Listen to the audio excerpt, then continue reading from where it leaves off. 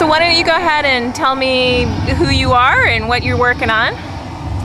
So I'm Sheldon Brown, and I'm an artist, and this is a project called the Scalable City, and I direct a lab at the University of California, San Diego, called the Experimental Game Lab, and which is part of a research center that I direct called the Center for Research and Computing in the Arts, and this is a project that we've developed in my lab. Been working on it for a couple of years, and it's a piece that has a few kind of things that I'm interested in exploring, and one of the themes is to think about how the world around us is becoming increasingly the output of computational processes.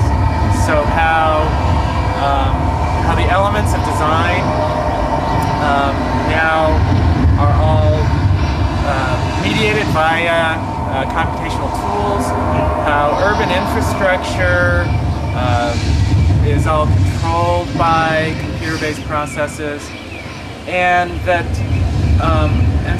so computing is this very central tool to structuring the world around us. Now, any tool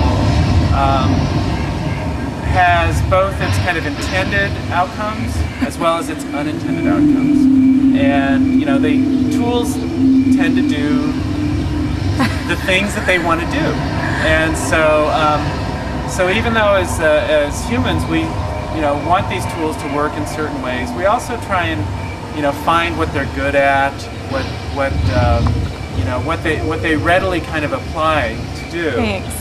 Yeah. And so the results that we end up getting are both the intentional and the unintentional. So with this project, I'm trying to kind of exaggerate the unintentional and use the artifacts of these computational processes as the primary design element.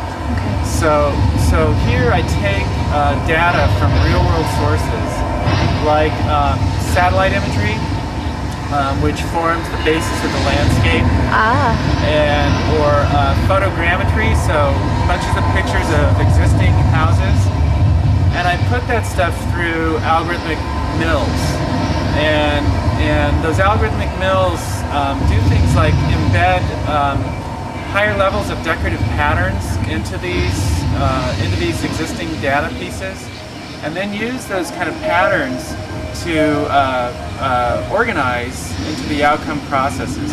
So then I'll use things like a plant simulation algorithm, a plant growing simulation algorithm, to control how roads are generated and grown into the environment. Wow. So you get these very beautiful spiraling curves as the road system, and so so when you go back into kind of a satellite view of this landscape, it's this very beautiful decorative landscape like French Nouveau iron gates or illuminated manuscripts, and it has this kind of spatial logic. It's this efficient use of the landscape.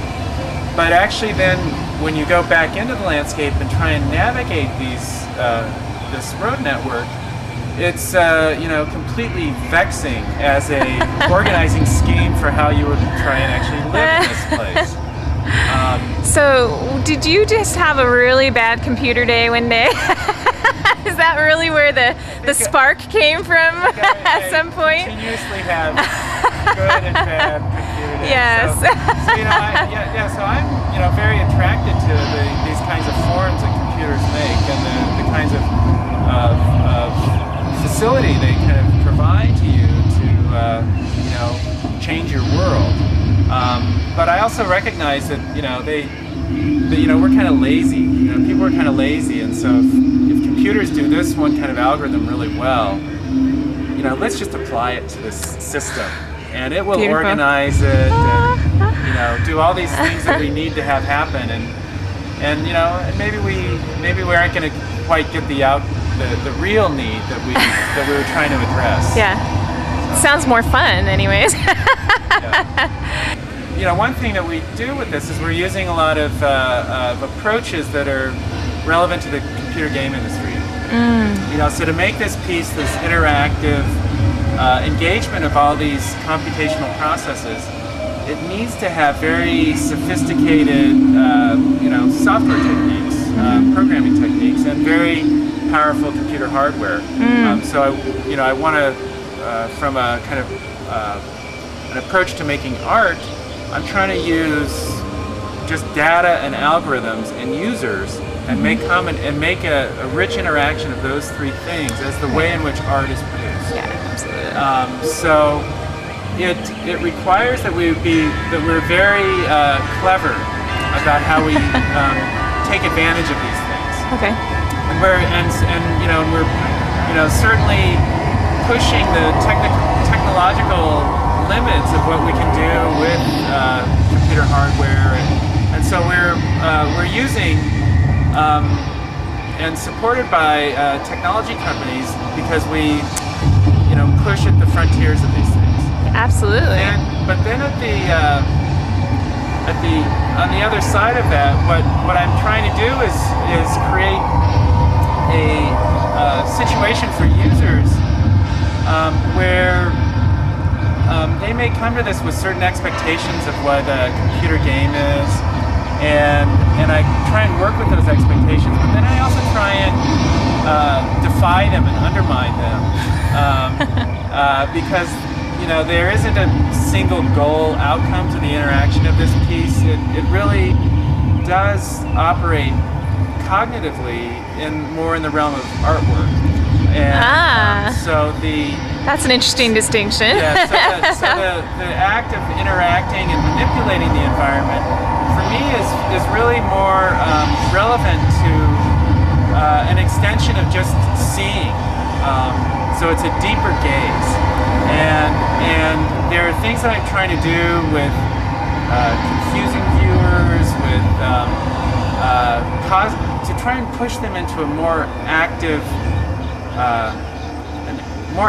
thinking, not just doing and not just responding, and not thinking that their achievements can be simply measured by keeping a score, but it is to try and get them to come into here, be perplexed, be intrigued, be engaged, and that hopefully they'll continue to think about this, not just while they're doing this. Yeah. But, later tonight, they'll dream about it. They'll think about it tomorrow. They'll think about it when they're driving down the freeway. Sometime they'll think about it sometime when they're lost. So they make these kind of more extensive connections back into like any good piece of art, right? To change the way they see the real world around them, right? Not just this world.